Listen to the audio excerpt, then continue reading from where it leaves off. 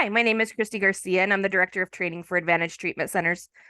Today, we will be reviewing on reflections. Don't forget to fill out the corresponding Google form that's linked in the description of the YouTube video in order for you to get training credit. And please don't forget to subscribe to our YouTube channel, ATC Training. So let's go ahead and get started. Today's presentation is on reflections. This is a basic overview of what a reflection is and how we use them. Our training agenda is as follows. What is a reflection? What are the types of reflections? Why use them? And of course, practice. So what is a reflection? A reflection is a tool we use in good active listening to demonstrate to the client that we are listening to them. In fact, reflections are the primary skill used in motivational interviewing. Reflections are a way for us to actively show we are listening by paraphrasing what is being said to us. This can allow the person to clarify if we misheard something, or it also validates that we did hear things correctly.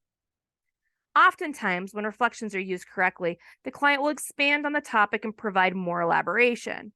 Reflections are far more person-centered because they honor the client's perspective, values, and beliefs.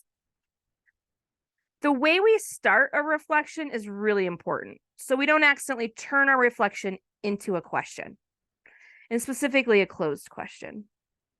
Closed questions aren't necessarily a bad thing, but can sometimes shut down a client and a conversation, and it also can limit the response to just a yes or no answer. We can start reflections by using stems, but you don't necessarily have to use a stem. It's just helpful in starting out. Some STEM examples include sounds like, seems like, it appears, that, what I hear you saying is, so, and there's probably others that aren't on this list, and these are just a few examples.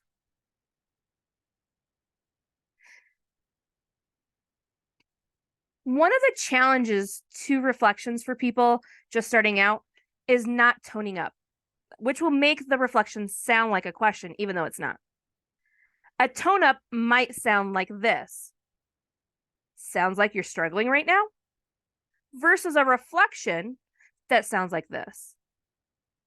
Sounds like you're struggling right now. See the difference? One is a question that's closed. The other one is a paraphrased statement. The difference is at the end of the sentence, I toned up versus keeping my affect flat. Reflections are important to the change process because they allow you to demonstrate empathy and understanding while letting the flow of the conversation continue. They also honor the person's own perspective, values, and beliefs by not confronting or judging, but rather reflecting back what you're hearing. When you get good at reflections, you can start using them strategically. And some of the ways you can do that is by reframing what you're hearing, coming alongside with them, or allowing to reflect for the purpose of introspection and self-reflection. There are two kinds of reflections that we sometimes use, simple and complex. Simple reflections are a way for us to paraphrase the same content we heard to show we are listening and to demonstrate understanding. Simple reflections is a simple paraphrase. Doesn't necessarily mean that you're saying exactly what you heard, but it's the same content and context as what the person said, and you're not really adding any new meaning or new conversation, new ideas, new thoughts, etc. Complex reflections, on the other hand, are a way for us to strategically use reflections in a way that allows us to go deeper. We can add more meaning of what maybe isn't being said, or it can help us to expand on another perspective, point of view, without being confrontational or judgmental. Complex reflections are also a way for us to show understanding by reflecting back feelings or emotions. And it's how we effectively demonstrate empathetic listening. You can also use a metaphor to express a reflection. Let's say we have a client who is telling us about his new job. He says he is unsure he will like it, and but he plans to give it a chance because he has been looking for a while and he needs some money. An example of a simple reflection in that situation would be, sounds like you're wanting to give this job a chance. Reflecting back, what I did is reflect back the content that I heard without adding anything new, a new perspective, a new take. I basically paraphrased what I heard. This will demonstrate to the client that I'm listening. An example of a complex reflection may sound like this. On the other hand, you are nervous about starting a new job that you're unsure of. Sorry, on one hand, you are nervous about starting a new job that you are unsure of. And on the other hand, you're really showing some open-mindedness to this new job, knowing it is an opportunity for you. In this example, it becomes a complex reflection because we are reflecting content that was not being said. It's basically an assumptive guess on what we think the client is saying to us. We're reflecting on the emotion by including the nervousness, and we're also reflecting a strength by talking about his ability to be open-minded. Let's review some other examples. Below is a client statement. I am thinking about getting my GED, but I'm not good at math. Some ways we can use simple reflections to reflect this back, again, to demonstrate understanding and that we're listening, might be, sounds like you're thinking about getting your GED. So you're thinking about getting your GED. What you're saying is that you're bad at math.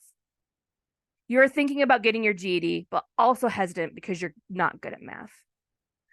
Versus some complex ways we can respond to this to either go deeper, add some more meaning to what's being said, reflect on some emotion, do some self-exploration by reframing, etc. So here's some examples.